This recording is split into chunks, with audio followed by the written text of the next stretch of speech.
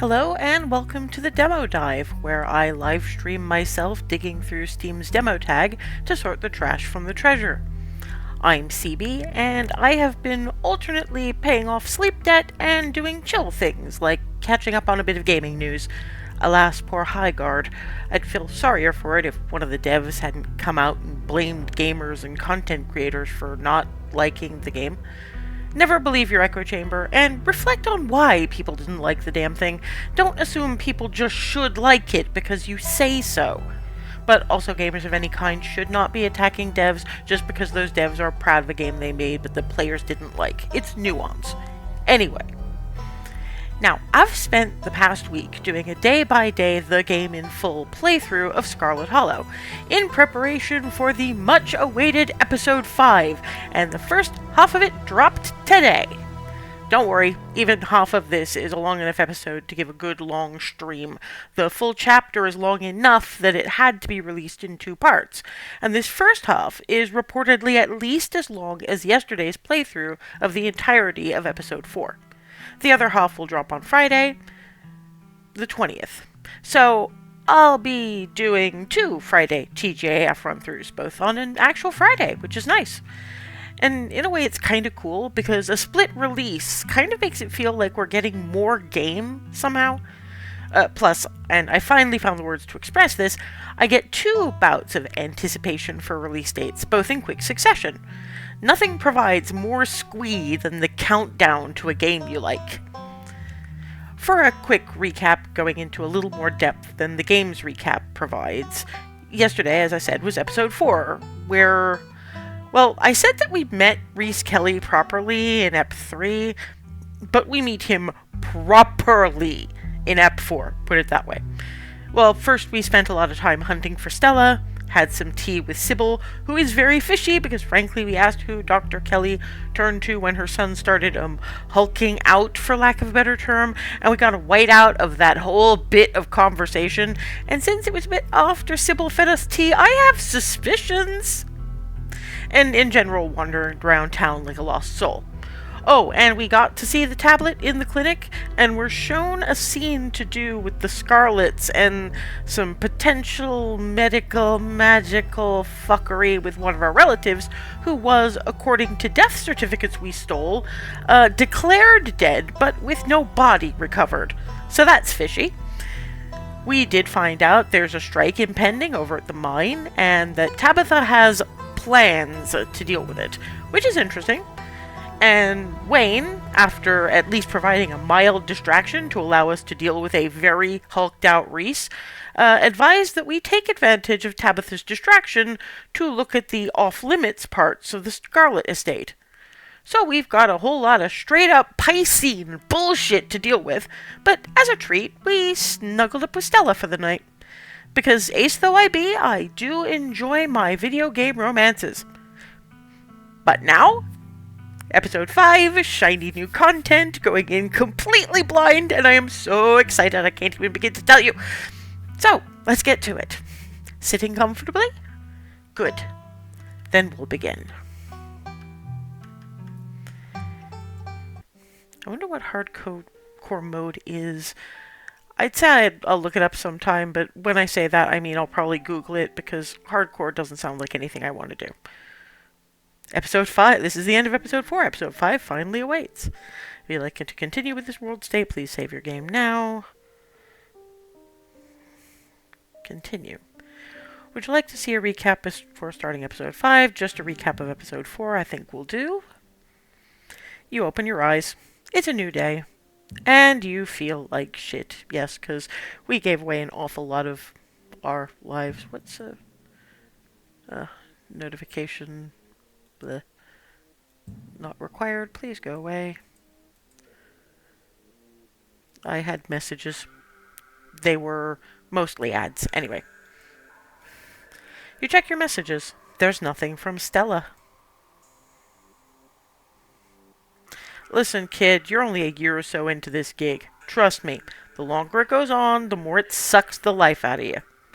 At first, you're just unhappy, but you think you can weather it till you find something better. A paycheck's a paycheck. But the next thing you know, you've lost years of your life to a company that doesn't give a solitary shit about you, that uses up every free second it can suck out of its workers, and pays us just enough to survive, but not so much that we can ever save enough to get the hell out. Zax, we could get fired for this. I really need the paycheck. My sister needs the paycheck. I'm the only reason she can afford her tuition right now. I can't get fired. You take the tea, sipping it delicately. The citrus smell is fleeting, quickly replaced with the earthiness at its core, like you've taken a mouthful of dirt. But the aftertaste combines the two flavors into something soothing and medicinal, and you find yourself feeling more comfortable, your muscles relaxing for the first time in days.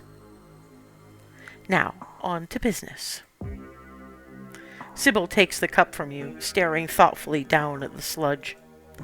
Oh dear, this doesn't bode well. You've got just about every warning that can fit in the bottom of a cup. Cross, kettle, hourglass. All of these mean death, misery, difficulty, and the hourglass ties it all together with definite urgency. It's fair to assume that this all has to do with whatever brought the ditchlings. Something is coming, and whether any of us can stop it, I'm not sure.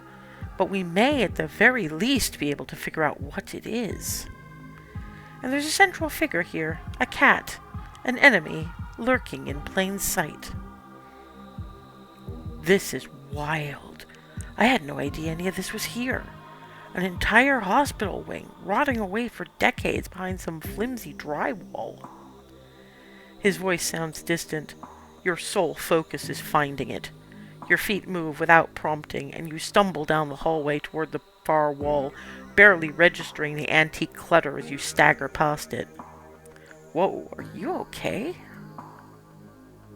You don't respond, and you don't bother to retrieve the axe. The wall is rotten, water damage having eaten away at the wood over the course of unknowable years, the planks nearly reduced to sawdust. You tear into it. Enemies upstairs, enemies outside. We're surrounded. Even if I get out of this house, I won't be safe. You won't be safe. As Reese tears at his clothes, paint bubbles out from the canvases, his ghoulish figures peeling themselves out of their two-dimensional worlds, invading yours, crawling up the walls. Grab my hand. I'll pull you out. Leave us alone! Dr. Kelly opens the door. The two of you stare out into the hallway.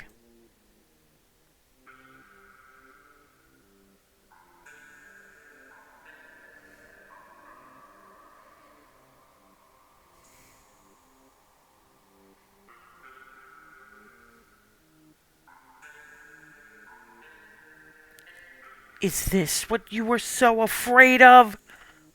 Hand over the tranquilizers. This is our shot. You hand Dr. Kelly the tranquilizer darts. Dr. Kelly quickly loads them into her gun, leveling the barrel at her son.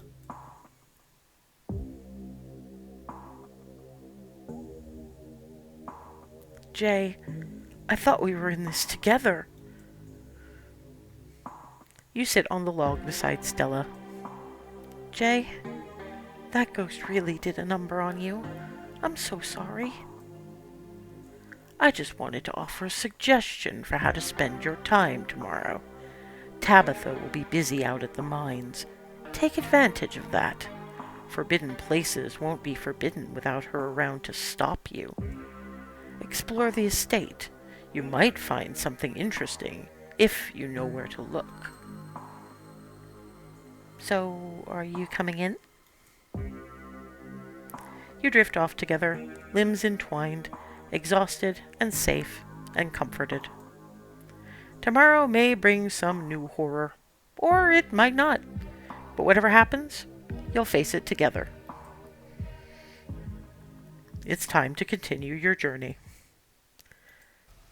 You wake to the sound of birdsong, and to the welcome aroma of breakfast sizzling down the hall of Stella's intimately cozy cottage. As you stretch, The soft cotton of her sheets slides against your skin. The aches and pains you've accumulated this week feel distant, lessened by the brief lightness Stella had brought to your life. You've had a good night's sleep, and though you can tell it hasn't chased the bone-deep exhaustion away, you feel slightly more whole. Join her in the kitchen. Jay! Hope I wasn't too noisy in here. I wanted you to be able to get some more sleep. I know it's early.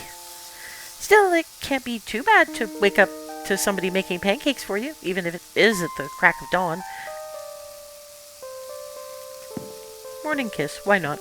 You take a step forward, leaning in close. You can feel Stella's smile broaden as you plant a gentle kiss on her cheek. Aw, Jay, you can do better than that. Before you can pull away, she takes your face in her flour-dusted hands, pressing her soft lips to yours. She smirks as she turns back to the pan. How'd you sleep? Aren't I the host here? Isn't that what I'm supposed to ask you? But I slept great. Of course I did. Thanks again for everything you did yesterday. You have no idea how light I feel right now. On your face will be the first thing I see. Can't believe. Thanks for me. I feel like I barely ate yesterday. I starved. You didn't have to go to any trouble. I can't believe you made me pancakes. You're amazing. Breakfast is the most important meal of the day, and I wanted to make sure today started out special. You've really been there for me this week, Jay. Making you food is the least I can do. And that's the last one. Let's have ourselves a breakfast feast. Stella motions with a pancake-laden plate toward the table. You take a seat. You take a multi-layered bite of Stella's pancakes. They're incredible. A perfect crispy crust with a light and fluffy interior, still steaming from the heat of the pan, with a generous pour of maple syrup adding a flavorful sweetness. A rich buttery aftertaste lingers on your palate. A stack of these, made with love by someone who cares about you, is a perfect way to start your day.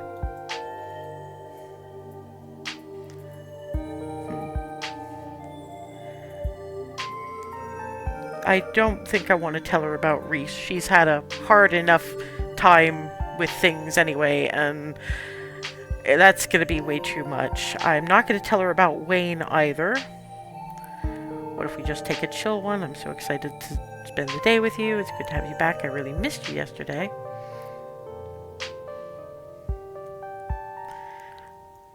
I think we should bust into the Forbidden Wing today. What a coincidence!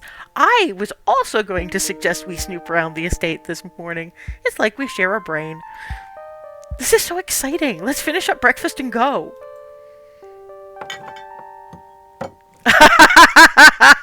I like my opening. I don't want to hear about the other ones right now. I'm sure I'll get another one eventually, but I'm a sap.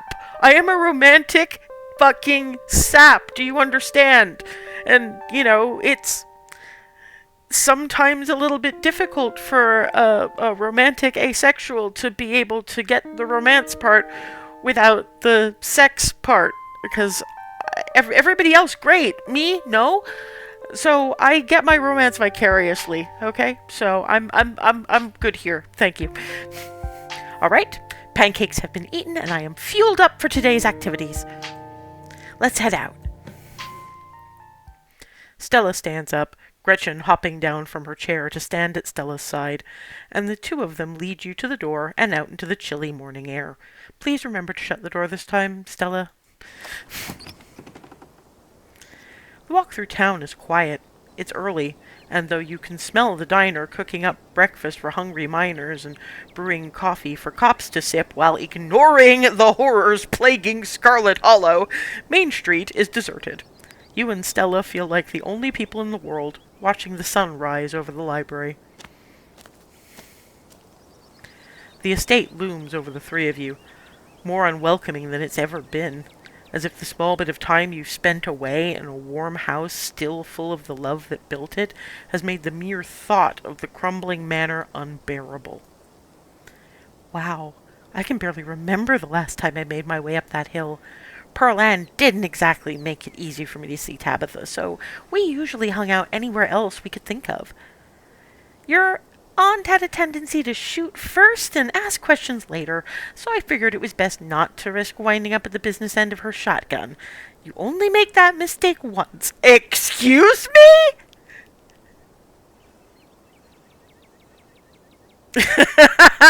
Incompetence. Good one. Okay. My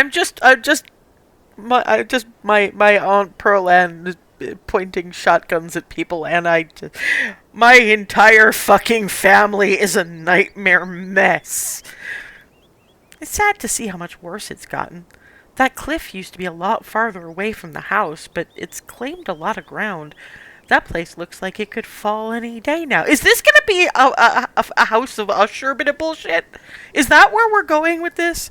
Because this is, I mean, how much more can you foreshadow this? It used to be such a beautiful house. The odd sadness that creeps into Stella's eyes as she looks up at the place makes you wonder if it's really the house she's concerned about. After all, a home is often a reflection of its occupants, and even if what they had died a long time ago, it's never easy to see someone you once cared about decay and collapse in on themselves. Together you cross the threshold, the ancient door creaking open to reveal the familiar dusty foyer.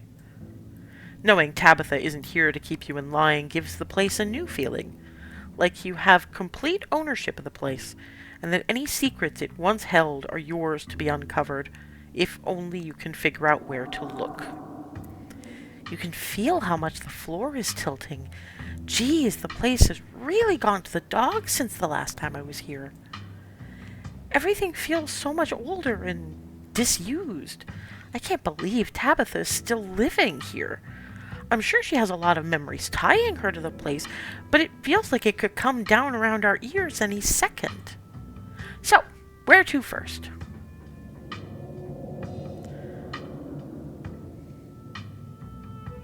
I want to see if he's been back in, and if I go up, and if Tabitha's here, she might be able to hear me. Let's go up to my room first. Oh, got something up there you want to show me? Stella gives you a flirtatious wink. Lead the way. The two of you make your way up the rickety stairs and into the guest room. The moment you enter the room, Gretchen and Frou Frou start growling at each other. Uh-oh, this is gonna be trouble. Gretchen lets out a short, sharp yap. That's all it takes for Frou Frou to launch from the bed, skittering away down the hallway. You hear her gallop down the stairs, undoubtedly returning to her spot in the kitchen. Gretchen is victorious! Anyway, if I remember correctly, this is Pearl Ann's old room, right? Tabitha really wasted no time getting this place turned over for guests. Someone has been here. The closet is wide open, and its contents have been dragged out into the room.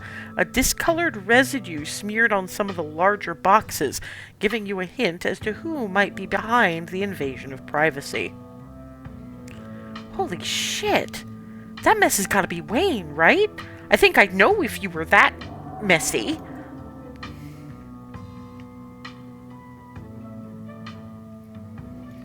Does that mean this is where Pearl Ann died?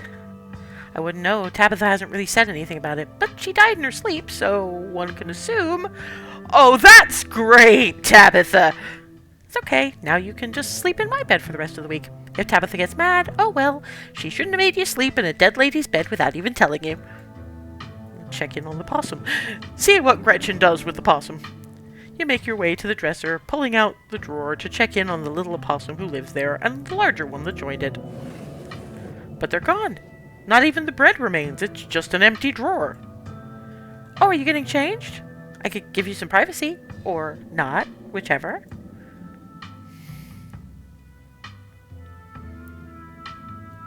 There's usually a little opossum in there. Hope he's okay. Aw, opossums are so cute. Weird one that lives in the drawer right next to where you sleep. But I guess I'm sorry he's wandered off. And I'm glad you took that shower at my place. You slide the drawer shut. I'm going to investigate the closet. You and Stella cross the room to investigate the open closet door. The back of it hangs slightly ajar. It looks like it was never a solid wall at all, but rather a door, previously hidden behind the pile of boxes and papers that was dragged out of the way overnight. See, I knew that if Wayne was mucking around in that closet, he would have left me some clues, especially if he was saying, "Go to the manor." I don't know if I trust him, but kind of like Sybil, you take what help you can and you keep your eyes open. There's no doorknob, only a small circle of metal where a doorknob would be, punctuated with a keyhole. You can't help but notice that the doll from the other day is conspicuously absent, both from the closet and from the pile of garbage flowing out of it. Is that a hidden door? Yes, I knew it! I knew there were going to be hidden passages! Stella whips out her camera, nearly fumbling and dropping it in excitement, but she regains her steadiness, aiming into the gloom of the closet at the sliver of light from the room beyond. Stellars, you are not going to believe this. We're here in the Scarlet estate, trying to get to the bottom of what exactly is going on around town, and have just discovered this hidden door in Jay's closet. There used to be this really creepy doll in here. It's gone, Stella. Maybe we'll find it somewhere in there. Maybe the doll is behind everything bad that's been happening here. Stella!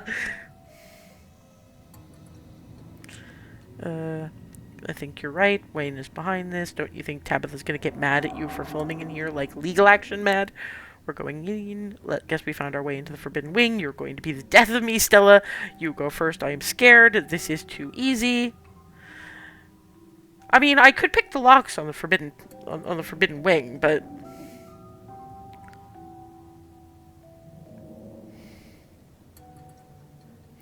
I should ask. Don't you think Tabitha's gonna get mad at you for filming in here, like legal action mad? That's the nature of journalism. I take risks to get information out into the world, whether that's the risk of bodily harm or legal consequences for sneaking into my friend's old house.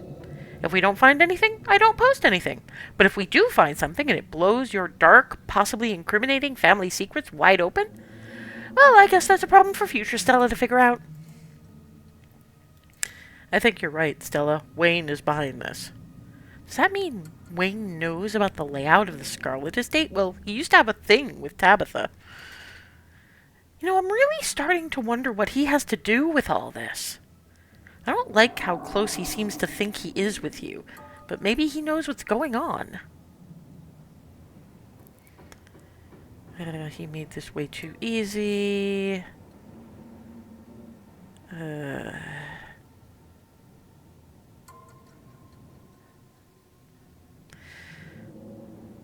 We're going in.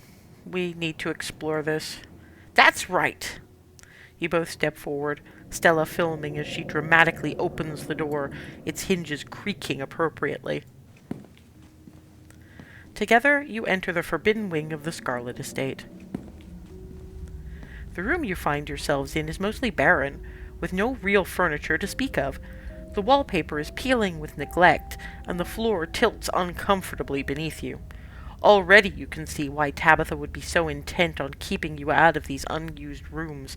This doesn't feel like a place for humans anymore. Stella continues forward excitedly, camera held up to catch every detail. You follow her into the hallway beyond the small, forgotten room. Wow, an exclusive look at the ruins of the Scarlet estate. Even if we don't find anything supernatural in here, this is already great stuff. Before you is a long hallway, age-stained curtains fluttering in the breeze, flowing in through cracked glass. Weak sunlight illuminates the dust dancing on the air. An ornate entryway, its door long gone, breaks the monotony of the faded wallpaper, and a staircase looms at the far end. You can't help but notice the tracks leading up and down the grimy hallway floor. Clearly, the Forbidden Wing is only forbidden for some.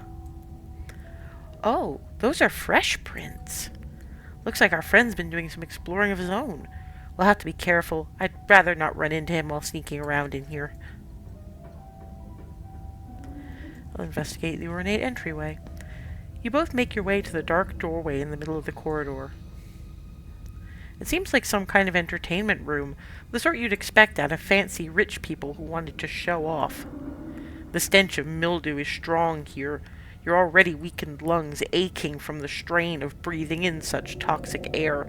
You can see why Tabitha doesn't want you exploring these rooms. There's a large painting on the far wall of the room. From a distance, it looks like it might depict the town. Geez, it's a miracle any of this is still standing. Tabitha should really think about moving before this half of the house decides to finish falling off the cliff. Your eyesight isn't what it was just a few days ago, but you've learned to work around the degradation of your vision.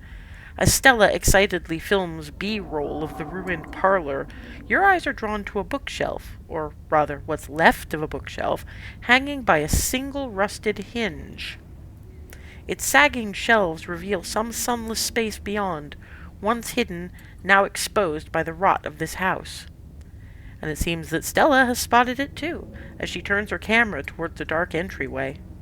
A hidden room? Oh man, the fans are going to love this. Examine the painting. The painting highlights a number of old buildings and locales, many of which you've already visited. The town hall, the estate, the mines, and the clinic, still called a hospital at the time of this painting. And then there are places you've yet to see. The church, as well as the historical Callaway Tremaine homesteads. And that would be our little town. Oh, there's a plaque under it. In commemoration of Enoch Scarlet, head of the Scarlet Hollow Landmark Revitalization Progress. Let the past never be forgotten. Oof. I feel like writing something like that is just asking to wind up gathering dust in a neglected room like this. Let this be a lesson to all my viewers looking to immortalize their life's work. So, all two of you, maybe. I hear you, Stella. But we're grateful for the viewers we have. Y'all are awesome. Investigate the hidden room. Stella gives you a helpful boost over the wide crack in the floor, her strong hands hoisting you across with ease. Together you duck between the shelves, entering the dark room.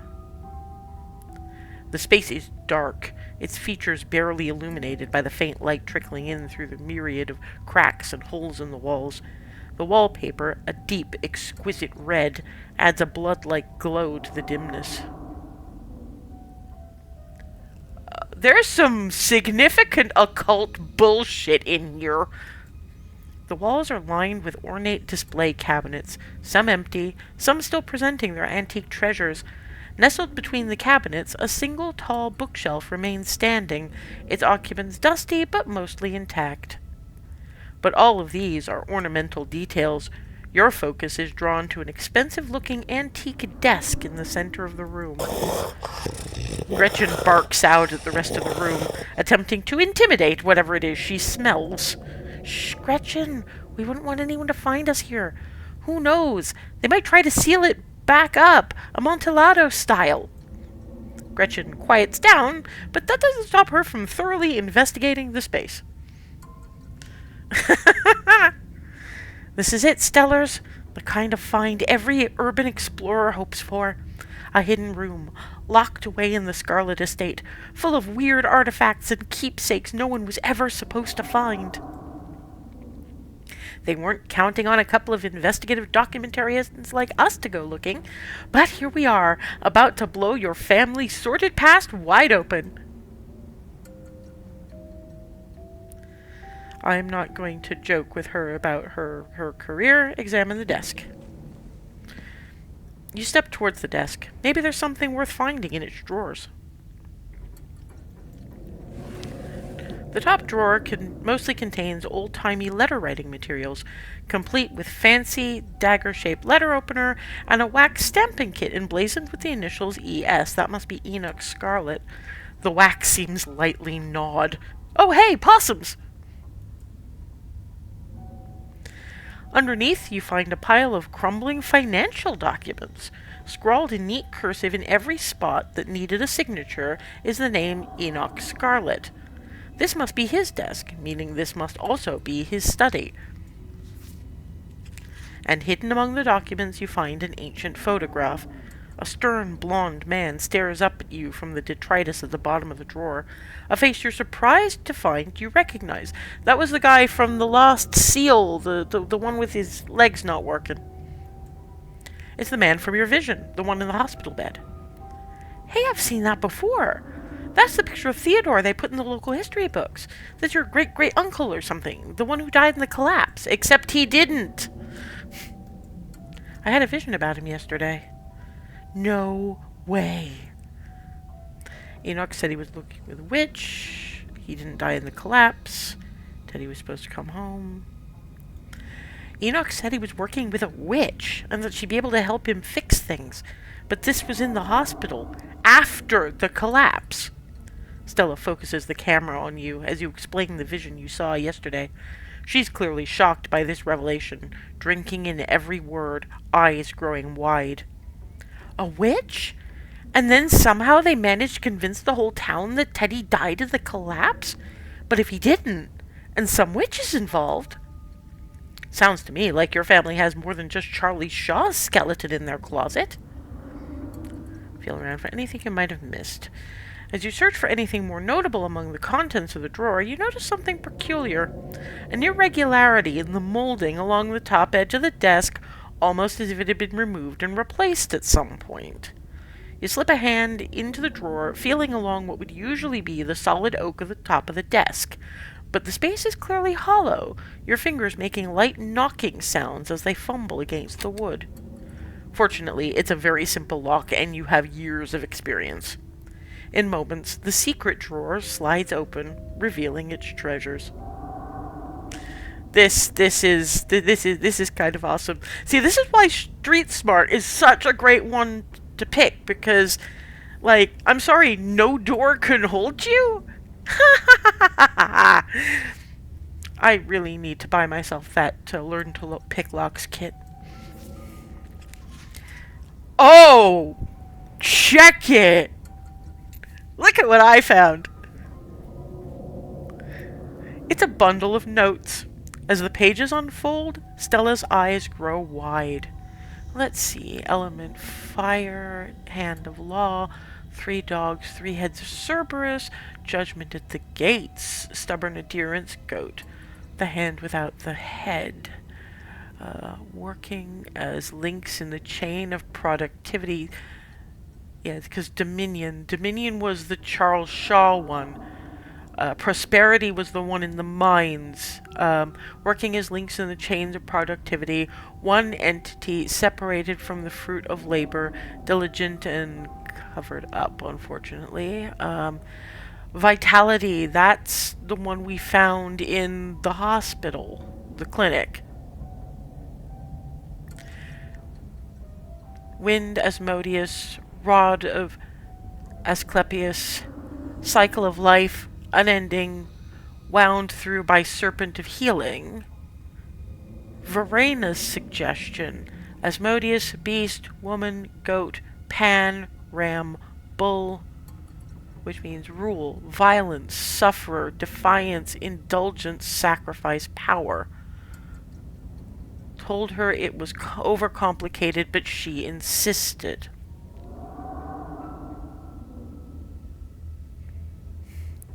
And there's some other ones. Old and new together, joined at crossroads, power, and cycle of birth and death. These must be the ones from those 2 houses, those 2 homesteads. And the church. We need to get these to Oscar. Isn't that... Scrawled on the first page is a design you find familiar. It's the stone from that pit in the mines, its many-armed design scratched into the paper by an untrained hand. There are more here, and little notes next to them, too. The handwriting is... I'm sorry, that handwriting is not fucking terrible. You do not know terrible handwriting until you have spent... Christ. At least 25 years... Actually, no, closer to 30 at this point in my life, working as a medical secretary. That's perfectly legible for me. Thank you very much.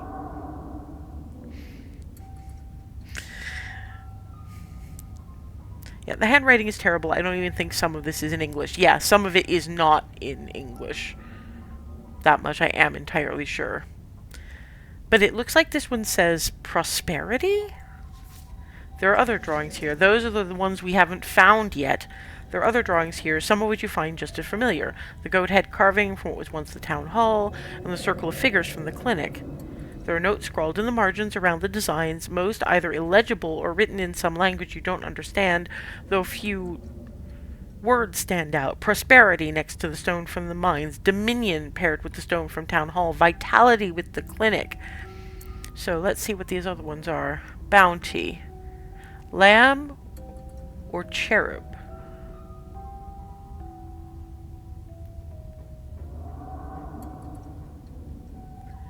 Yeah, no, that one I can't read, but some kind of fruit. Seeds, wheat, growth, crown of flies. Cycle of birth and death, new grows from old. Spirit, gateways, door guardians, dog and horse. Coins for Sharon, blessings of Janus and... I'm pretty sure that's Hera. Old and new together joined at crossroads.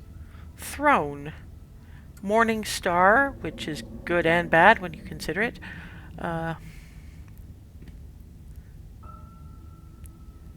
Awakening serpent of Athena. Consciousness itself. Okay. The remaining captions seem to read spirit, bounty, and throne, all attached to designs you don't recognize. Open bottom drawer offers resistance as you try to pull it out. It would seem that even after all these years, the lock on it still holds.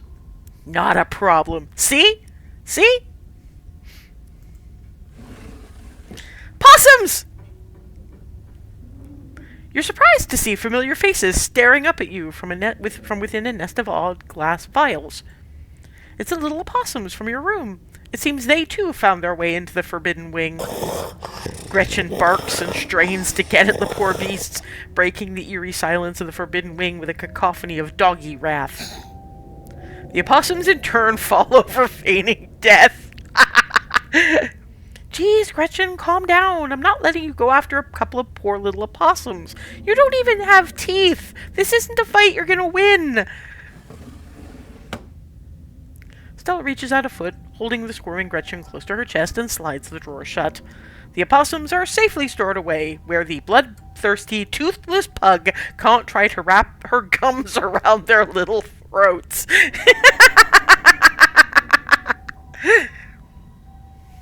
Step away from the desk. Step away from the desk. You've seen enough. Go back to the hallway. I'm sorry, but can we not... Why am I not allowed to look at, like, the old-timey revolver, the fucking Confederate flag, and the various bits of occult bullshit on that particularly in that glass cabinet? And that's one hell of an Atheny. That's a skull with, like, a headdress of some kind. But, I mean, come on, there's more in this room.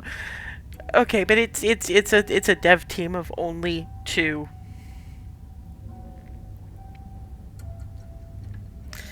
You've seen enough. Go back to the hallway. Let's see where those footprints lead. You find yourself on the 3rd floor of the estate for the first time. As you take in your surroundings, Stella slowly pans the camera down the length of the hall, working to build dread and tension for her future viewers. She clears her throat again, resuming her narration in a charmingly professional hosting voice. Clearly, Jay and I are not the only people who passed through this supposedly forbidden wing. Who knows, we might wind up running into someone else sneaking around in here. If you're watching this as found footage after the 2 of us went missing, now you know where to start looking for our bodies. She drops the camera after her morbid joke, her voice returning to its usual casual cadence. Looks like the footprints go all the way down the hallway into that far door. You also notice that there are much fainter tracks leading to the room in front of you, its doorway hidden behind a stack of boxes. These prints are old enough to have accumulated some dust. They were also notably not made by boots. If you had to guess, you'd assume they were loafers or some other kind of low heel. Try to move the boxes from the front of the nearest door. You do your best to shove the boxes out of the way. They feel packed full of lead. You can practically hear your shoulders and hips creaking and straining with the effort, but try as you might, you can only budge them about an inch. Then they seem to cement themselves in place, and you find yourself gasping for breath after another few desperate pushes. Well, fuck. Here, let me help you with that. You don't need to go straining yourself, what with the whole, overnight graying situation. Stella steps in, pushing the stack away with a bit of strain. Woof. Seems like somebody was trying to keep whatever was in here extra secret. Joke's on them. That just makes me want to tell everybody about it even more. Explore Edwardine's bedroom. The room is coldly empty.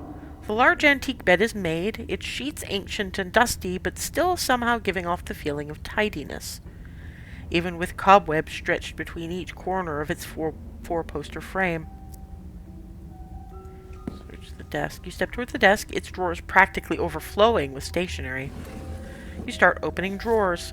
Each one is filled with paper, stacked haphazardly, practically spilling out as you attempt to dig through for anything important.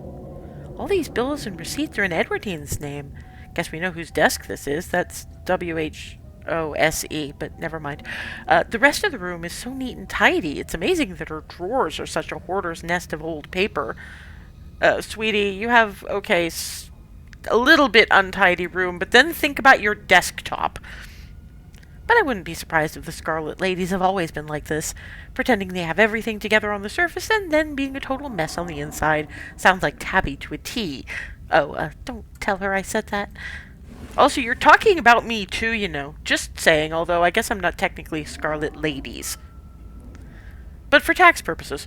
Anyway, when you reach the bottom right drawers, you find something entirely different. Greeting cards, letters, small wrapped packages, some open, some sealed, some crumpled into messy balls. You open one of the cards. Both pages are taken up by a handwritten note. Tabby, hope you're doing well. Not a day goes by that I don't miss you. Hope Perlan treats you to your best Christmas yet.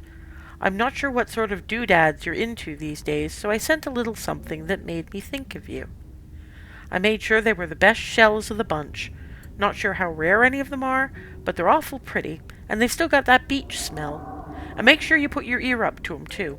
It don't compare to the real thing, but it comes close enough. And in case you think that makes me a cheapskate, I made sure to send along a little cash, too, so you can get yourself something a little nicer than glorified beach trash. Make sure you get Perlan to take you to the nice toy store, 'cause that's where I'd take you if I was there. If you get the time, I'd love to hear from you. I miss you so much, Tabby, and I'm always thinking of you. You can come out and visit me any time. I know you've always wanted to see what it's like out east. I've made sure to write out my address on the back of this card, just in case you didn't know how to get a hold of me. Been missing you, my incredible, wonderful, amazing daughter. All my love, Dad. Oh my God. Stella lowers the camera, averting its gaze from the deeply personal letters. Tabby said her dad never tried to get in touch, that he just abandoned her. You pull out another from closer to the top of the pile. Happy birthday, Tabby. It's me again, your old dad. So, the big 2-0. Can't believe my daughter's such an adult. In my mind, you're still that bouncy little kid doing cartwheels on the front lawn, telling me what various sounds animals make like you're the professor of animal noises. I have no idea if you read these, but I'll keep writing them, even if sometimes it feels like I'm writing them to a ghost. I mean, we haven't spoken in almost 15 years. You're a whole human being now, and I have no idea what you're like. Has she seen these? It feels like somebody's hiding them. But is it Tabitha herself, or... Oh, this is going to be interesting to find out. I like to think we get along, though. As always, my address is on the back. I hope you'll decide to come visit me one of these days. I've got a guest room all set up, just in case. It's always ready for you, kid. I love you, and I always will, no matter who you turned out to be.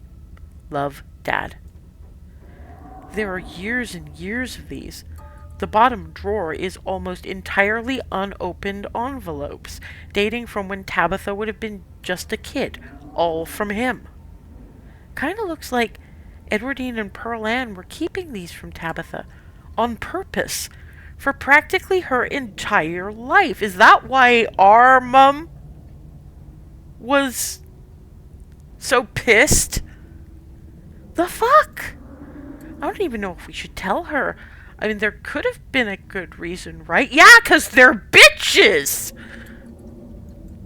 Like, maybe he was awful and telling her would just be painful and dredge up bad memories, but would an awful person do this? I mean, my dad didn't do this when I stopped being in touch with him. I'm just saying. And Dad is kind of awful.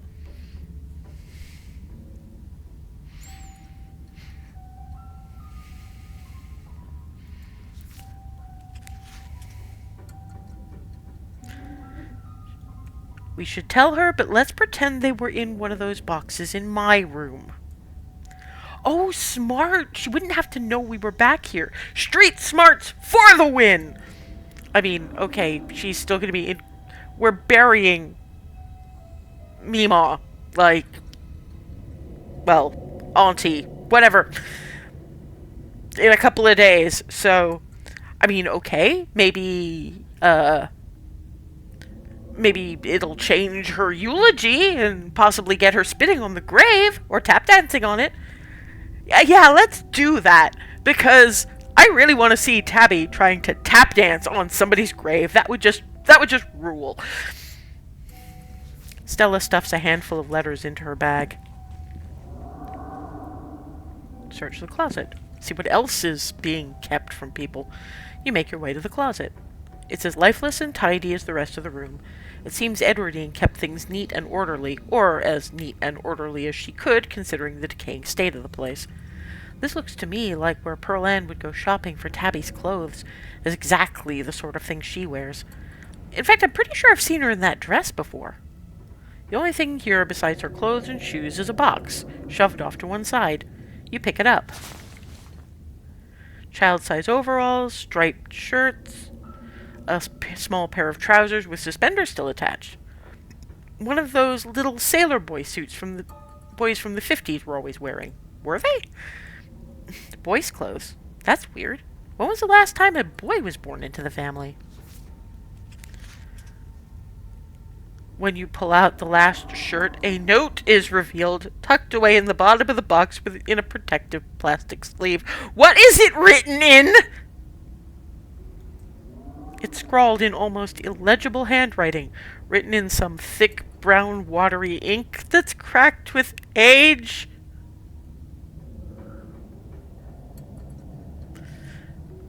Yes, I'm going to allow you to say bitch. That's written in fucking blood. Mommy, I am in here too, and I love you.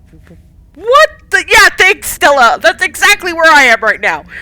As Stella handles the note, Gretchen anxiously stomps on the floorboards.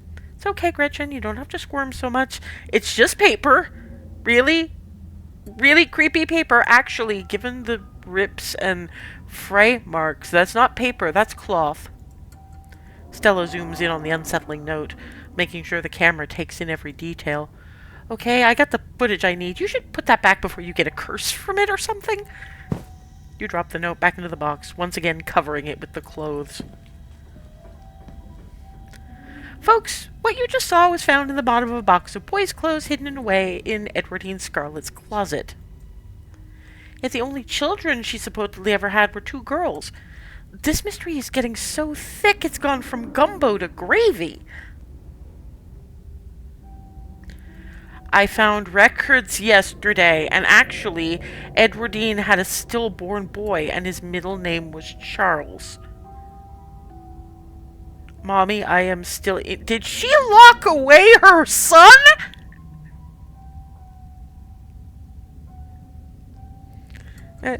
Yeah. Stella's eyes go wide. No way. You're not just winding me up, right? Because that is a bombshell. I mean, do you think Charlie? But then, oh my god. Okay, hear me out. What if he wasn't stillborn? I mean, he would have been a bastard son, right? And with Enoch the way he was, and the fact that your family has the whole Southern Gothic thing going on, I hope we find more about this. Forget about gravy. The mystery just boiled over. You're done here. Return to the hallway. Did this woman flowers in the attic her son? Is that what I just found? Jesus fucking Christ. Ahem. You and Stella return to the hallway. Approach the window. You carefully approach the window at the far end of the hall. That sure is a cliff. There is nothing below the window but the tops of distant trees, the ground having crumbled away. The only thing stopping you from plummeting to your death is the straining foundation that still somehow holds this place together. At least for now. Jesus. Enter the middle room. Oh boy, we've got a haunted nursery, everybody! Check the bookshelf. The top shelf is occupied by antique picture books. Dick and Jane, nursery rhymes, ancient editions of Grimm's fairy tales. Ancient editions of Grimm's fairy tales? Does that mean, like, the originals? Like, the creepy... I mean, let's face it, Grimm's fairy tales were grim as the name. More so.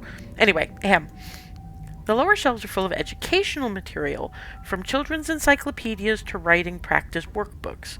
From the sheer number of learning-oriented books on the shelf, you get the impression that the children who lived here were not supposed to be as interested in fun and fiction as they were in diction and spelling. But that doesn't seem to have stopped them from making their own fun. You see quite a few books with children's art stuffed in between the pages, the corners peeking out, tiny scribbled hands waving at you from their yellowed paper. You take a particularly doodled-on encyclopedia off the shelf. If Daddy plays with me and Mary Bell, if my family goes to the zoo, if Mommy and Grandpa took us to work, if me and Mary Bell and Mommy and Daddy and Grandpa have a picnic, if... not thing they're doing, thing they're dreaming of being able to do with their family. All are signed with the carefully scrawled signature of Alexandra Scarlet. There's a strange fantastical element to these pictures. Everyone is smiling and sitting together as any family would in a child's drawing, and yet it feels like these are drawn in the same hopeful way a child would draw a unicorn. Expressions of some reality that Alexandra could only dream of. There are less joyful illustrations as well. Daddy napping shows their father sleeping in a chair, a bottle of brown liquid conspicuously drawn on the table next to him, the two girls and what you assume must be Alexandra's doll hovering in the doorway some distance away. Mommy going to work shows the girls crying in the upstairs window of a house as their mother walks away, an angry frown scrawled on her face. Wow, these are awful. The viewers are going to eat this up. You get the feeling these are more accurate depictions of the girls' lives. The boy in the wall. Charlie. The last picture you pull out gives you pause. There's a new figure here, seemingly drawn behind a barrier. The two girls sit on the other side, smiles on their cartoon faces. The boy in the wall. The boy in the wall? Are you kidding me? People are going to think I planted this or something. It's just too creepy. Stella makes sure to linger on the image, getting plenty of B-roll of the scribbled lines. Let's see what the writing practice books have. You leaf through a few of the practice workbooks, gently turning the near-crumbling pages. Raisin's mommy should take me and Mary Bell to the zoo. 1, we have been very good girls and have not cried for a whole week. 2, Mary Bell says elephants are so big and I would like to see one. 3, I think it would be very fun and Mommy would have a good time. These are also the work of Alexandra. You flip through the rest of the books, your eyes unfocused as the many practice sentences and letter copying pages flash by. But something near the back of the book gives you pause. In a section that starts with the prompt, "Today Alexandra continues with, "talked to the boy in the wall."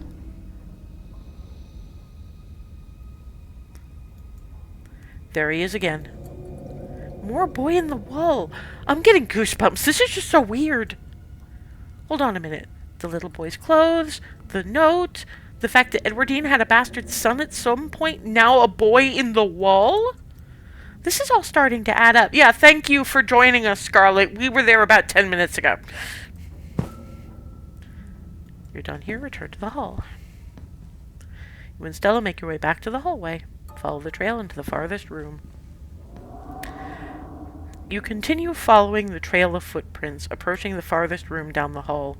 The door was clearly meant to be hidden, but it's been left open. Someone left it open for you.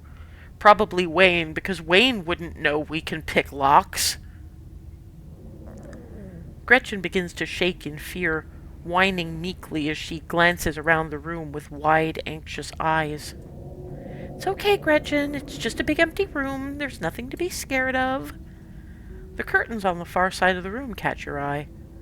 Below them, you can see the edge of a tiled section of floor, the smooth white porcelain a strange contrast against the hardwood. Pull back, you cross the room and yank back the curtain. What the fuck?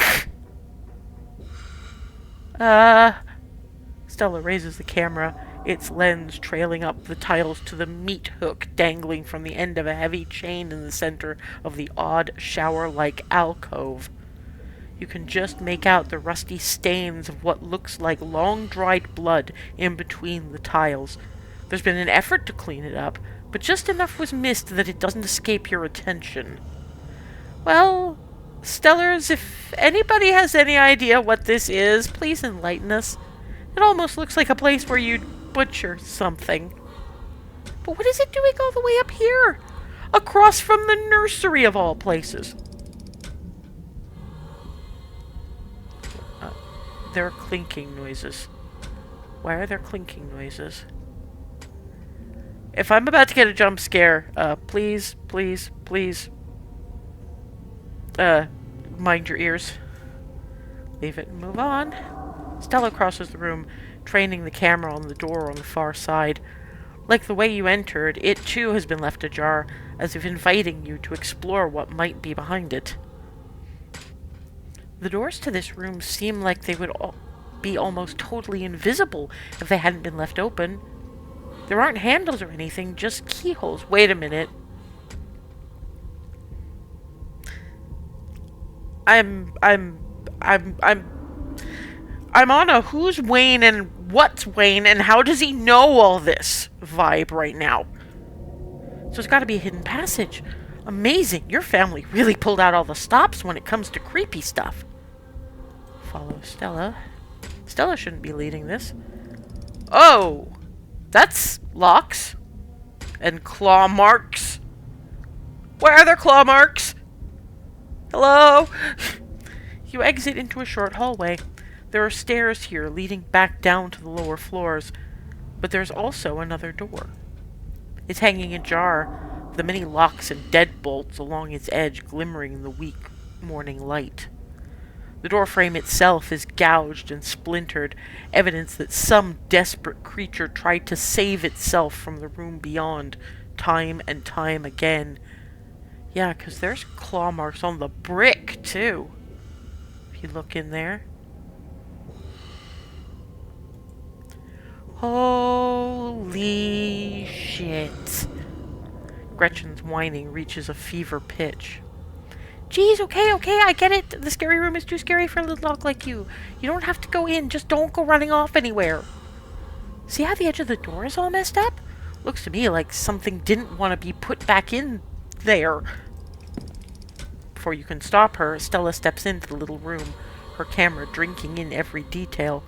Oh my god. You step forward to join her. Gretchen remaining rooted to the floor outside. The doll! This was a prison cell. Everything about this place reeks of neglected humanity. Wait a minute. The stillborn. What happened to Reese? Remember what happened to Reese? Do the marks on the walls remind you of anything? They took him out to shower and dragged him back so he wouldn't hurt anyone.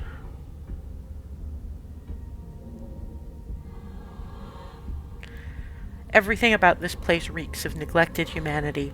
The walls are covered in scratches, legible words mixed in with the nonsense of desperate clawing. The one window, set high in the far wall, is fitted with a thick pane of glass, as if the iron bars just beyond it wouldn't be enough to hold the imprisoned. You can't help but notice that the doll from your closet sits watching you from the bed, one eyelid drooping. It adds an extra layer of menace to the already deeply unsettling room. Property of Alexandra. Look at all these scratches in the walls. Did a person do this? I can't imagine how much it would have hurt. A person couldn't do that. Not a human people, anyway.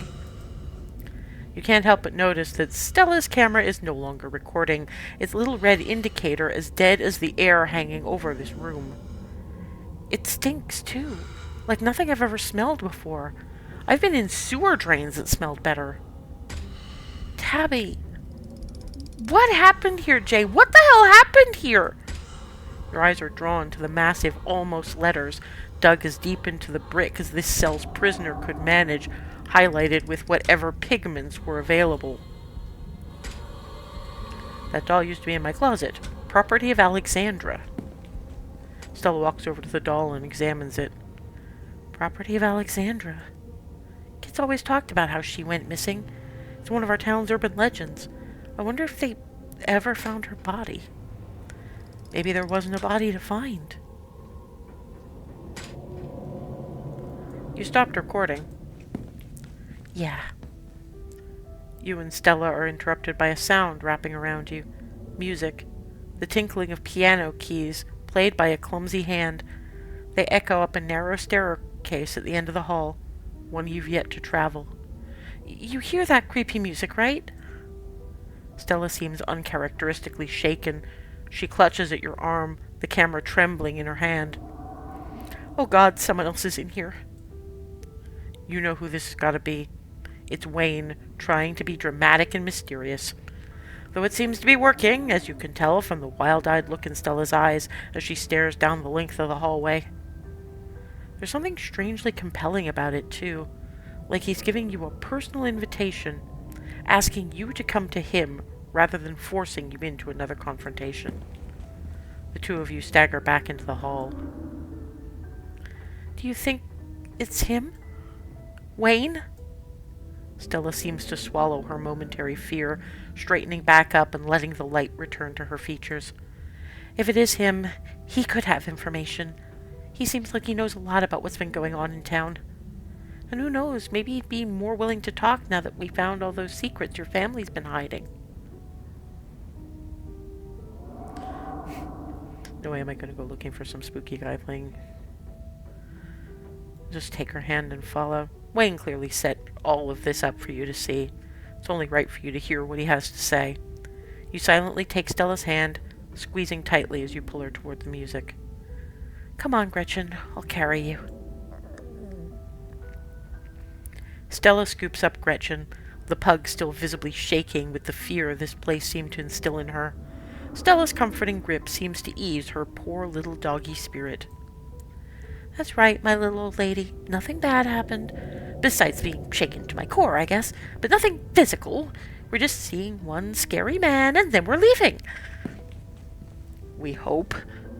Her grip is firm and warm and reassuring, and together you make your way down the hall to the source of the eerie music. The stairs take you into what you have to assume was once a servant's quarters, a network of cramped passageways hidden away behind the expansive rooms of the estate without so much as a window for illumination. But you persist, and descend deeper into the bowels of the Scarlet estate, the echoing piano your only company. Soon enough, you see light again, the sun creeping in through the edges of a nearly hidden door. You're at the end of another long corridor. Its high ceilings and tall windows are almost disorienting as you step out from the cramped, gloomy stairwell. The music echoes mournfully in the vast space, a chorus of wind adding a melancholic harmony as it whips in from the overgrown courtyard outside. The house does make marginally more sense. If you wanted House of Leaves, you should have seen episode 3. That was like twisted. But as you make your way into one of the side rooms, utterly dark save for the open doorway on the far wall, the music stops. There's no warning, no gentle fade or dramatic slamming of keys. When you make your way to the music room, Wayne is already standing, his eyes glimmering in the darkness behind his stained veil. I'd hoped you'd come alone. Well, you'd better get used to me being around, because your days of harassing Jay are over. From now on, you'll have to harass both of us. This is why I love Stella. That's all right. You can enjoy your slattern. You and I are already bound by our fates. You need to come to understand that if you expect to help anyone, yourself included. You're running out of time. He slips away into the shadows. What did he just call me? Whatever, let's just leave, yeah? Now? I think I've seen enough, and the floor down here feels like it could give way and throw us down the cliff at any second. The warmth you and Stella shared last night seems to fall apart in the fresh air, shaken by the unearthed secrets of your family's past. A tense silence holds between the two of you as your mind does its best to grapple with what you found. The cell, the doll, Enoch's occult sanctuary, the boy in the wall, and his outfits in Edwardine's closet. Is it possible your cousin has known about all of this? Your eyes dart back up to Stella. Her gaze is fixed on some non-existent point far off in the distance, and you can only try to imagine what she might be thinking. Maybe she feels you're connected in some impossible way to what you've just discovered, like you carry whatever went on there in your blood.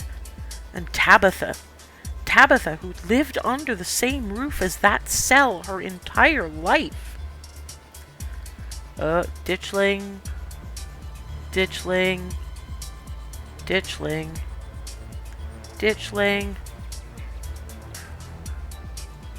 This silence feels like a terrible thing, like detritus, clogging the air, suffocating the fragile growth of a barely formed relationship. There's a feeling that the longer you wait to say something, anything, the more your tentative relationship will unravel second by second. So say something, say anything, just break this awful silence already. Are you mad at me? You're not posting any of that online, right? So you're posting that to your channel, right? I had nothing to do with any of that. I don't think we can trust my cousin. Do you think Tabitha knows? Tabitha has to know. Do you think Tabitha's going to lock me up in there? Are you mad at me? Am I mad at you? No, of course not. Why would I? I'd never think you'd have anything to do with that. Just like it's obvious Tabby doesn't have anything to do with that. We have to see her. She deserves to know what we found in there. God, those letters from her dad. Her mom kept so much from her. It makes me so mad just thinking about it. Let's just say for just a second we can't trust her. Why would we ever risk tipping our hand and letting her in on what we know?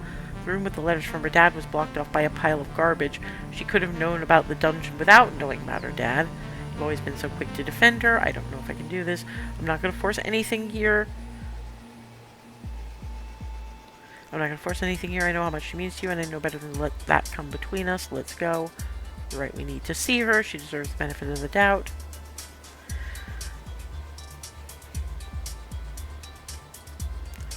I'm gonna have to point this out. The room with the letters from her dad was blocked off by a pile of garbage. She could have known about the dungeon without knowing about her dad. But... okay, I get it. But if we're not going to Tabitha, then what are we supposed to do? We have to do something. No, you're right. Confronting Tabitha right now is the only thing that makes sense. Everything else that comes to mind feels bad. I think we need to give Tabitha a chance to clear the air. Everything else I can think of just feels like delaying the inevitable. Tabitha needs to know. Maybe go to the cops, right? We should find the next stone. We must be someone other than Tabitha. We should find the next stone. Which we don't have a single lead for. Yes, we do. Why do I not have an option? I know where to go. There must be someone other than Tabitha we can go to. Who? Who can we possibly go to with this? What about Oscar? He's not exactly an action kind of guy. He just tells us to wait and not do anything while things just got worse, you know? Don't get me wrong, he's a great guy, just not who I'd run to in a crisis. He owes me Stella. Doesn't that count for something? I don't know. He's a dad. Aren't dads supposed to help us? You're right. I'm not sure what he'd be able to do. Drop it and suggest someone else. Jay, this isn't getting us anywhere. I'm sorry. I have to go. You can come with me if you want. I want you to come with me, but I'm not spending any more time arguing in the woods. Without another word, Stella turns away, determination settling over her as she hurries down the road with Gretchen in tow. You're alone, and without another person here to ground you, the panic of this morning's revelations sinks deeper into your chest. You have to do something. Maybe there's someone else you can run to.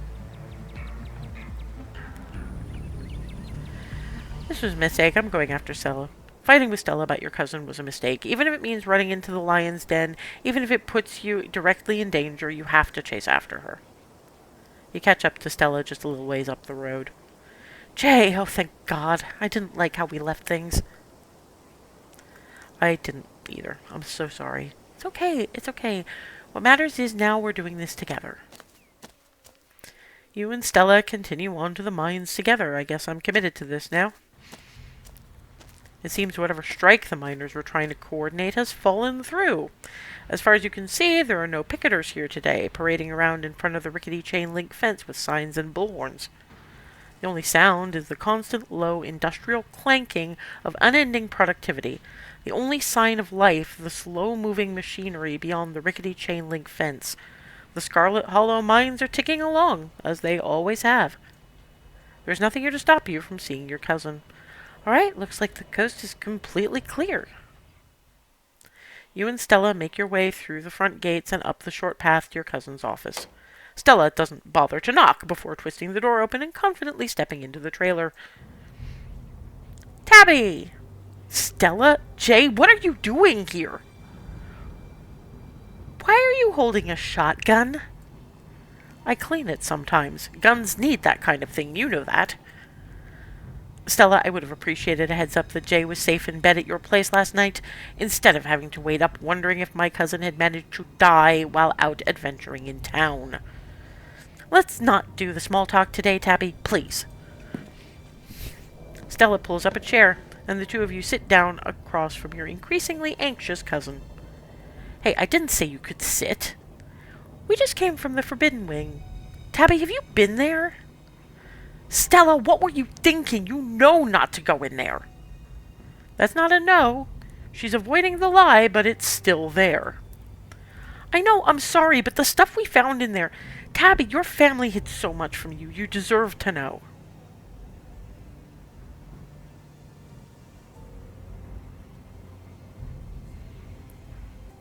I'm going to start with the birthday cards. Tabitha, we found... Oh, shit. Like Enoch's study. It was behind an old bookcase, and there was all this occult stuff in there. What, like being into the occult? Is that surprising?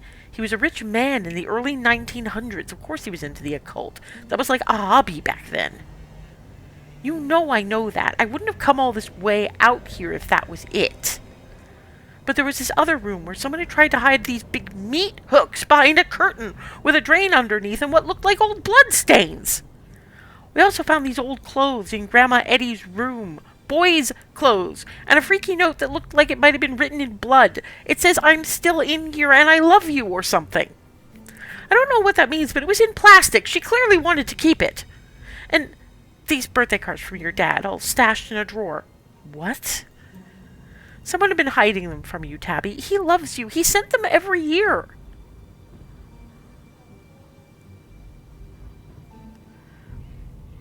There was a dungeon in there. I want to believe you've never seen any of this. I want to believe that so badly. We're not trying to jump to any conclusions. We're just trying to make sense of what we found there. Yeah, do you want to see the cards? We brought some of them with her. That's a lot of scary stuff, Tabitha. Yeah, do you... But none of that is even important. Why am I bothering if I don't... Okay, Stella, go nuts. But none of that is even important, because at the end of it all was this cell. A prison cell. Somebody was being kept in there. We found these old notebooks talking about a boy living in the walls, too. And I feel like it's all connected, especially since there was this creepy old doll in there. I just feel like maybe your family was keeping some of their own kids in that room. And just before we left, we ran into Wayne, and I'm pretty sure he's the one who made sure we found it, but I don't know why. He was all mysterious and called me some old curse word and left. On the one hand, this is terribly serious, but on the other hand, like, it's, yeah, okay. Stella, you're adorable. There, that's everything, okay? It's all laid out on the table. Oh, can I say something now? Stella, I didn't think we were just going to put everything on the table like this. I was just along for the ride. Well, Tabitha, tell the truth. Why did... Yeah, tell us the truth, Tabitha. Why did you invite me here? Not the angle I was trying to take here. We can still all be on the same side. We're supposed to all be on the same side. The two of you are family. It's not like she had ulterior motives inviting you to her mom's funeral. Right, Tabby? When Stella finishes, your cousin gathers herself and locks onto you with a steel gaze. You put her up to this. I know you did. Stella has been a nuisance for years, always pestering me and trying to visit me at work, but even she knew never to cross this line. Breaking into my house! You notice your cousin make an odd twitch, some unnatural movement hidden behind her desk. Unnatural, but intentional. Is there some sort of switch that she hit? Maybe she has a panic button. You're not that good at this, Jay. I see exactly what you're trying to do. To turn my only friend against me. To back me into a corner. Isn't that right? Tabby, come on. That's not what's going on at all. I want to hear it from Jay. Did you just hit some sort of panic button? What? Okay, now you're both being ridiculous. Of course she didn't. No, Jay is right. Pearland had a switch installed in the desk ages ago. Clearly, we need a mediating party. And now, one is on its way. But I'm here! I can mediate! I'm good at that! How's this? Tabby, I know you're not to blame for anything we found in the estate. Clearly your family has a long legacy of keeping secrets, and I know you feel like we violated your trust by going into the closed-off wing and looking for clues. But look on the bright side. Now we can all try to get on the same page. Doesn't that sound good? Aren't you lonely keeping all these secrets? Please, Tabitha, I don't want this to end with anyone being dragged off by the police. And with what we have on you, don't you think it's a possibility that it won't be Jay who winds up in handcuffs? Oh, do you have any evidence of these supposed crimes, or just footage of old rooms? Maybe an even better question would be, would you even be willing to use it if you did? As much as I can tell you like Jay, you've known me much, much longer. I doubt you'd ultimately be willing to turn in an old friend like me. I don't think Jay is capable of that much persuasion. The sound of an approaching police siren interrupts the argument before any further points can be made. I hope you had fun last night, Jay. I doubt the jail is going to be nearly as comfortable. You're bluffing. I'm going to tell them you're really going to do this. You're really going to have me arrested, your own cousin. Really goes to show how much you actually care about Stella. You don't call the cops on someone you care about. Tabitha, I came here to be here for you. And what if we just leave? Tabitha, I came to be here for you because I know what it's like to be alone when your mom dies. And this is how you repay me? Don't you try that emotional manipulation bullshit on me. You think I don't know a freeloader when I see one? Oh, for fuck's sake. I came here for you. Oh, yeah? Not the free lunch? I doubt it. Tabby, you can't just act like everyone who's helping you is some master manipulator. Stella, quiet. Tabitha sighs, a certainty settling over her. I do wish I could be honest, you know. Or really, I wish honesty would do anything. But it's not going to keep the mines running. It's not going to fix the things that are actually broken around here. Because that's what the Scarlets do at the end of the day. We keep the machinery oiled. We make sure its components are replaced when they break. It's a legacy I have to maintain, as cruel and unglamorous as it might seem to anyone else. And I'll keep shouldering that burden alone for as long as I have to. It's what I was born for. You too, Jay, though you've been neglecting it for a long, long time. Okay, Tabby, you're starting to scare me. There's a knock at the office door. Miss Scarlet, permission to enter? You were called, weren't you? Come on in. The door swings open, and Deputy Franklin, the sternest member of the Scarlet Hollows police force, walks in. Well, isn't this a pleasant coincidence? I've been looking for you all morning, city slicker. You're in a lot of trouble, kid. Too much trouble to let you keep wandering around causing mayhem. Oh, so you were already planning to take my cousin in, then? As a matter of fact, I was. Yes, Miss Scarlet. See, there have been all these problems around town lately, and I don't need any explanation. Go ahead, be my guest. I want an explanation! What could you possibly be arresting Jay for? Stella, don't interfere. You and I can talk after Jay joins the deputy. Talk? Without them? Really? You're handing your last living relative over. No objections? You won't have me fired for abuse of power or anything? No, I think some time under lock and key will do my cousin some good. Now, if you could take care of this outside, Miss Richmond and I would appreciate it. You can't just take me away if I'm not being charged with something. I'm the only family you have left. I didn't do anything wrong. The whole town is doomed. Christ, no. You can't just take me away if I'm not being charged with something. I've done nothing wrong. Kid, there's plenty I could get you for, which means I'm perfectly justified to put you on a 48-hour hold. And if it sounds like Miss Scarlet has her own ideas as to what exactly the charges should be, but there will be charges. No, that's not how this works. You are supposed to charge me, Mirandize me. The fuck? You hear that, Jay? You're at my mercy, so you'd better be on your best behavior. I don't want to hear that you gave the deputy a hard time. Deputy Franklin nods, whipping out the handcuffs. A single smooth police academy motion is all it takes, and the cuffs are locked around your wrists. As you're dragged from the office, Stella calls out to you one last time. It's okay, Jay. Me and Tabby are going to work this out, and then we'll come get you, and everything will be okay. I promise. Officer Franklin drags you from the office and toward the squad car, tossing you into the back seat and slamming the door. As you're shoved into the car, a voice crackles over the radio. Franklin, pick up already. We ain't got all day, boy. Apologies, Sheriff. I was just apprehending Jay. I did some sleuthing while you and the boys were out and decided to make a move on the case. The Scarlet kid? I didn't think they did anything arrest-worthy, but we can chat about that later. We need you up at the farms pronto. Got ourselves a possible 187 brewing. They're talking about a possible murder.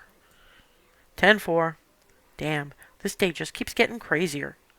Suppose you'll have to come along for the ride. What? Deputy Franklin wastes no time in turning on the sirens, blasting down the road towards whatever emergency is underway, with you in tow. This is possibly one of the few times he has ever been able to do this, and despite his sunglasses and stiff demeanor, there is definitely an excitement in the way he cruises around the treacherous mountain turns. This is the end of part 1. I'm pretty sure, I don't know how much of an option that's going to be, but I imagine street smart getting out of handcuffs might be a possibility, but I'm not going to find that out until next week, and neither are you. I'm just saying. Yeah, okay. So, we got arrested. I can imagine. It's probably going to go differently for just about everybody, but like I say, don't want to hear it. I mean, watching would be one thing, but it's different when you're having to keep your reactions, like, as blind as possible for an audience. I'm not usually anti-spoiler, but now I kind of have to be. And on one hand, it's kind of sad, but on the other hand, it's also kind of exciting. Because, like... I mean, also, I'm going to be replaying this with some of the other traits and some of the other decision-making, and I'm not sure what happens if you try to romance Kaneko, what with Sybil being in the way. That's a whole thing. Though, you know, the goth look is kind of awesome. Anyway, so yeah, that's... Tabitha knows something. She has to. Oh god. What happens if Wayne decides he dislikes this person he's bonded with, apparently, being thrown in jail? That might be a problem. Mostly for the cops. He's never actually been able to pull me out of a bad situation before. When you're dealing with just, like, people, that could be a whole different thing. So there's a lot of possibilities for what could happen at this point. Although one thing I will tell you, the next time I'm doing the street smart, the next time when it comes to Duke, and if I pick street smart again, I'm picking the street smart option of just being like, Duke had a hunting accident and we were nowhere near the area. Because that's what I did the last time, and I had a lot less involvement with the fucking police. So, note for people who are going to be playing it, if you have an option that is tied to your traits, take it. Things change a lot. Which, to be fair, it's a really big deal what Black Tabby Games has done. Like I say, this is two people. We're not talking about Baldur's Gate 3, a bunch of people in a writing room. We're talking about a husband and wife couple and their emotional support cat, snake, axolotl. So yeah, I'm impressed. I'm also impressed that all of that artwork is done just by the one person. Also, you might want to look up the Black Tabby Games site, because they also point to the comics, the webcomics that they also do. So, very talented couple, leave us simply say. So yeah, that was the first half of episode 5, and I have to wait a week to find out how the fuck I'm getting out of jail. Because, let's face it, well, yeah, I mean, I suppose technically I could spend the next 48 hours in jail, or more, whatever, and the game would certainly end very differently at that point, I'm almost sure. I know I'm conflating DMs with, like, lead writer, but it's almost the same thing in a game like this. A DM is not going to just stick the characters in a place where they can't do anything without giving one or in fact multiple options for them to get out. So anyway, yeah, the second half will drop next week, and yes, I will be streaming that as a last return to Friday TGIFs, even if I have to nap straight after work to generate enough spoons to do it. I don't usually like napping in the late afternoon because it messes with my sleep patterns massively, but fuck it. For this one, I will very much do that. I mean, we've been on this journey together all week, and I'm not about to make any of us wait until my next free Sunday, and that Sunday will not be my next free Sunday. There will eventually be 7 episodes of this glorious Southern Gothic spooky blah. And while we don't have a release date for episodes 6 and 7, we do know they'll both be released at the same time. So after this week coming, there'll only be one more waiting period until we get everything. I get why people are waiting for the entire game to finish releasing to actually buy it. But again, I don't regret my decision to buy it pretty much straight off the bat in the least. A written and digression-free review will be up on my Ko-fi page. No paywall, I do it for the love of the games. I'm just happy if you send other viewers my way if you like what I do. The VOD will also be up on my YouTube shortly, where it will sit with the other VODs as a gallery of my moments of flail. I have done a lot of epic flail. This Sunday is a non-D&D Sunday, And in reversal of my usual tendency to do demos during the week and released games on Sundays, I'm going to play an actual demo on Sunday. Well, a trial version of a game, anyway. See, my sib from another crib is really big into the Monster Hunter series, and flagged up to me that Monster Hunter Stories 3, coming in about a month, has a demo. Trial version. Little reading on it told me trial mode, so not so much a short demo as several hours of the actual game.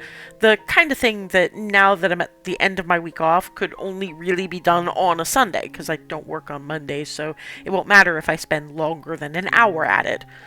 This is going to be my first dip into the Monster Hunter universe, and it should be entertaining. I've heard good things, so I hope to see you there. Until then, or until next, have a good one.